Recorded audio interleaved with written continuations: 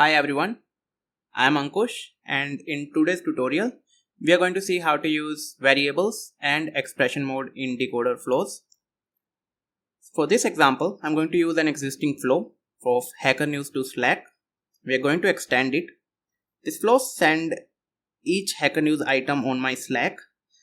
Now I don't want to send every item on Slack, I just want to send a single message. So how do you do that? First of all, let's bring the Slack block outside from the iterator.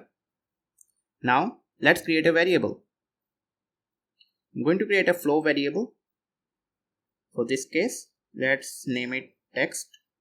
Say holds text for Slack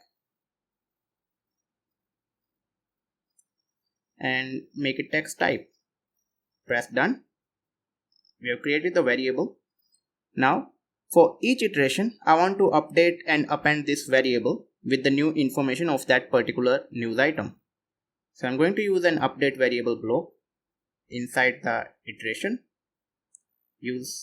Select the text.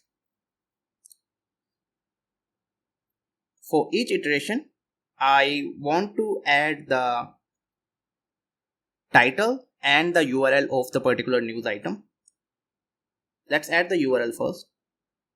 Now, if you need to add more than one variable, you can always go into expression mode by clicking the cross icon.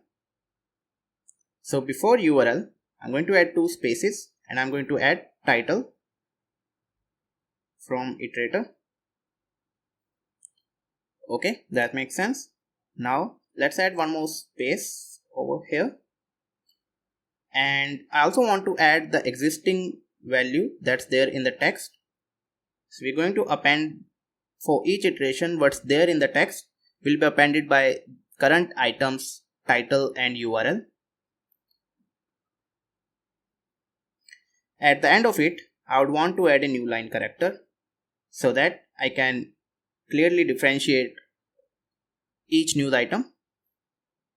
So that's about it. That's how we can update a variable with expression mode. Now, instead of the URL, I'm going to send the text variable that we created. That's done. Press done and let's test it out.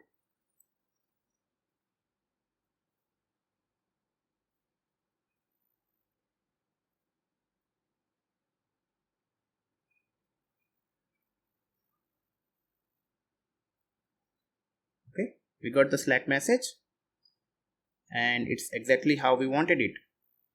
A single message with all the news items. So that's how you'll use expression mode and variables in Dcoder. Hope you are enjoying it. I'll see you in the next one.